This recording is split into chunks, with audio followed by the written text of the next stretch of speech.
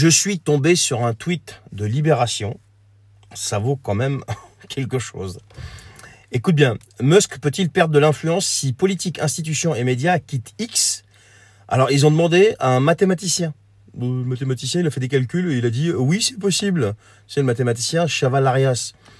Oui, c'est possible, il a dit le mathématicien. Lui, il encourage au départ et il dit, je cite, « C'est nous qui donnons son pouvoir à Elon Musk, on peut le lui retirer ». Il est fort, lui. Alors, on va parler un petit peu économie, on va parler un petit peu intérêt, convergent et tout ce que tu veux, entre des sociétés. Et là, notamment, on va parler de Tesla. Je vais m'arrêter sur Tesla, je ne vais pas rentrer dans les autres sociétés, on va parler de Tesla. On va parler d'un grand groupe, un géant de l'automobile qui s'appelle Stellantis. Et dans Stellantis, il y a quoi? On a Peugeot Citroën. Écoute bien. Et tu sais quoi? Eh bien, Stellantis, ce fameux géant de l'automobile, a trouvé une astuce pour éviter de payer des amendes énormes en Europe. Je remercie mon ami EasyFirst de m'avoir envoyé la vidéo et les articles. Et ça va te permettre de comprendre que tout ce qui se passe autour de X et de la fermeture de X ou je sais pas quoi, c'est du flan. Écoute bien. Alors en Europe, les règles sont simples. Si tu vends des voitures qui polluent trop, tu dois respecter une moyenne d'émissions de CO2. Et si tu dépasses, eh bien l'amende est très salée. On est à 95 €, écoute bien, par gramme de CO2 excédentaire et par véhicule vendu. Donc imagine le montant de l'amende si jamais tu produisais des millions de véhicules. Alors Stellantis fait quoi? Qui quand même regroupe plusieurs marques. Donc l'amende peut être très salée. Eh bien ils achètent des crédits d'émission. Ils achètent ça à qui? Oh, Tesla. Alors en gros, Tesla fabrique des voitures électriques qui ne polluent pas et ça leur donne des points bonus, donc des crédits. Et ces crédits, ils peuvent les revendre à des constructeurs qui, eux, polluent en dépassant les limites. Et donc Stellantis paye Tesla pour équilibrer ses émissions et éviter de sortir les chéquiers pour les amendes. Tu comprends le truc? Alors pour Tesla, bien sûr, c'est un jackpot. Rien qu'en 2025, il pourrait quand même encaisser près d'1 milliard d'euros grâce à cette stratégie. Comme si tout ce business devenait pollué, pas de problème, pas grave, payez-nous et tout est réglé, il n'y a pas de souci.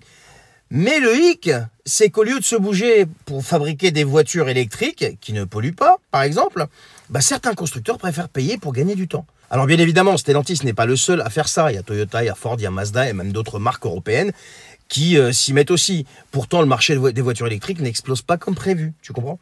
Alors pourquoi? Eh bien les subventions sont en train de diminuer et les gens hésitent à investir dans des voitures plus chères, tout simplement, surtout avec l'économie qui ralentit. Donc voilà. Donc en fait, ce que je veux dire, c'est que tout ce chambardement-là, toute cette pollution-là médiatique autour de X, ouais, il faut fermer, il faut pas fermer, quand tu vois la Tondelier, là, quand tu vois le Thierry Breton, et lui, il a encore, là, et bien d'autres encore qui viennent tous brailler, là, qu'il faut fermer X, fermer X. Celui qui a le pouvoir, c'est celui qui a la maille, d'accord, qui a la monnaie. C'est celui qui paye. Donc, si demain, tu commences à lui fermer X, qu'est-ce que tu crois qu'il va faire, le mec?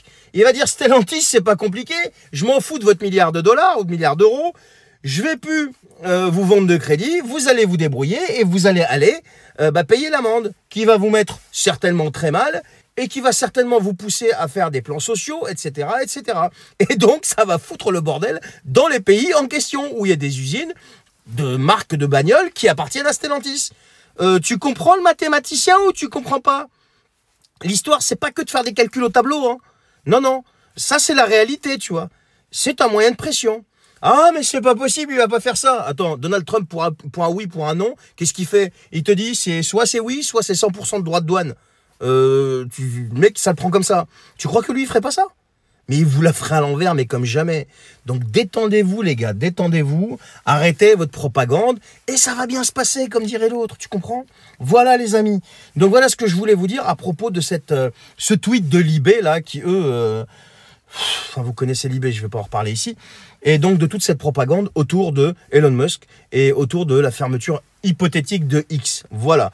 Donc il faut arrêter la propagande, connecter son cerveau, éteindre un petit peu la télé, arrêter d'écouter ces gens-là et aller regarder ce qui se passe dans les faits sur le terrain et les risques que ça pourrait engendrer, quoi, tout simplement. Voilà. Allez, je vous souhaite une bonne soirée, journée, je ne sais pas à quelle heure vous regardez cette vidéo. Partagez-la. Si vous n'êtes pas abonné, abonnez-vous. Et moi, je vous dis à la prochaine. Ciao.